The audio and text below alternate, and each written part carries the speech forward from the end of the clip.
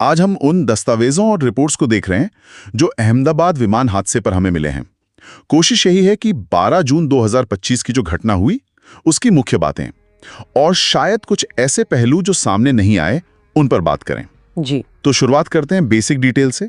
Air India की flight थी AI-171। हाँ, बोइंग 787-8 ड्रीमलाइनर अहमदाबाद से लंदन जा रही थी जी। और जो शुरुआती रिपोर्ट्स हैं उनके हिसाब से टेक ऑफ के कुछ ही मिनट बाद विमान मेघानी नगर में एक मेडिकल कॉलेज हॉस्पिटल पर गिर गया। हाँ, और विमान में 242 लोग सवार थे। ये आंकड़ा बहुत बड़ा है। और एक रिपोर्ट में ये भी था कि आखिरी शब्द जो रेडियो पर सुने गए वो मेडे मेडे थे।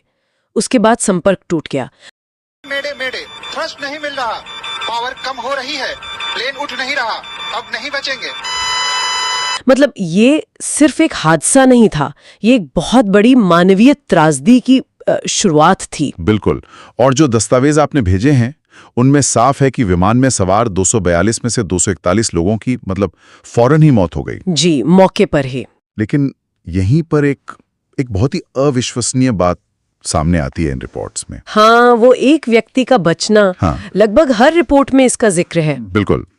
अमन पटेल 32 साल के ब्रिटिश भारतीय यात्री, और उनको चोटें तो गंभीर थीं लेकिन वो इमरजेंसी एग्जिट से निकलने में कामयाब रहे। और आपके नोट्स में भी है कि होश में आने पर उनका पहला सवाल था, मैं बच गया। हाँ, ये दिखाता है कि ऐसी भयानक स्थिति में भी जीने की इच्छा कितनी प्रबल होती है। अद्भुत है ये। वाकई। लेकिन ये हादसा सिर्फ विमान तक ही सीमित नहीं था। जमीन पर जो हुआ वो भी बहुत भयानक था। एक रिपोर्ट में इसका काफी विस्तार से जिक्र है। हाँ, वो पहलू तो दिल दहला देता है। विमान सीधा मेडिकल कॉलेज के हॉस्टल पर गिरा। सीधा हॉस्टल पर। और उस वजह से हॉस्टल में मौजूद 38 लोगों की भी जान चली गई, और उनमें से ज्यादातर तो युवा मेडिकल छात्र थे। हाँ, शायद अपना दोपहर का खाना खा रहे होंगे या कुछ। बिल्कुल। तो ये हवा और जमीन दोनों जगह एक बहुत बड़ा संकट बन गया था। कई रिपोर्ट्स यही बताती हैं। अब आते हैं उस सवाल पर जो लगभग सभी सोर्सेज में है कि आखिर ऐसा हुआ क्यों। हाँ, ये सबसे बड़ा सवाल है। एक तरफ कैप्टन सुमीत सबरवाल, जिन्हें 8,200 घंटे की उड़ान का अनुभव था, काफी अनुभवी पायलट थे वो। और दूसरी तरफ विमान टेक ऑफ के तुरंत बाद ही क्रैश हो गया। जो शुरुआती जांच की रिपोर्ट्स हैं वो इशारा कर रही किसी सिस्टम फेलियर की तरफ, शायद इंजन में कोई गड़बड़ी। जी, ये गुत्थी अभी सुलझी नहीं है।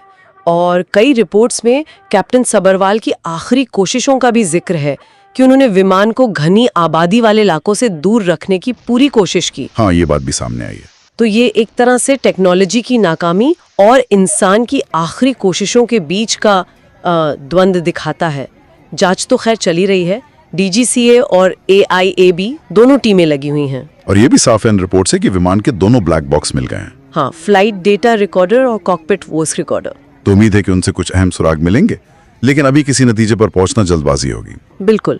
और इस हादसे ने बोइंग 787 ड्रीमलाइनर सीरीज पर भी सवाल खड़े कर दिए हैं। हाँ, क्योंकि ये तो काफी एडवांस विमान माना जाता है। जी, और क्योंकि इस हादसे में 52 ब्रिटिश नागरिक भी थे, तो अंतर्राष्ट्रीय जांच दल भी मदद कर रहे हैं। ब्रिटेन, पुर्तगाल, कनाडा सब शामिल हैं। ये एक मल्टीनेशनल जांच बन गई अब। इन सब जानकारियों को देखें तो ये घटना में याद दिलाती है कि जिंदगी कितनी अनिश्चित है। हाँ, एक पल में सब कुछ बदल सकता है। बिल्कुल। और इस हादसे से जो नुकसान हुआ है उसकी भरपाई तो नामुमकिन है, लेकिन यह हमें सोचने पे मजबूर करता है एविएशन सेफ्टी, टेक्नोलॉजी पर हमारी निर्भरता और वो मानवीय पहलू जिसे हम कई बार नजरअंदाज कर देते हैं। सही बात है। इन रिपोर्ट से सबसे बड़ी सीख शायद यही मिलती है कि हर त्रासदी से भविष्य के लिए सबक लेना कितना जरूरी है। इस पूरी बातचीत और इन स्रोतों को ध्यान में रखते हुए एक सवाल मन में आता है, क्या इस तरह की त्रासदियों के बाद सिर्फ तात्कालिक प्रतिक्रियाओं से आगे बढ़कर एविएशन सेफ्टी प्रोटोकॉल में ऐसे स्थायी सिस्टमैटिक बदलाव किए जा सकते हैं जो भविष्य में मानवीय भूल या तकनीकी खराबी के ऐसे घातक मेल को रोक सकें? क्या हम वास्तव में सिस्टम को इतना पुख्ता बना सकते हैं?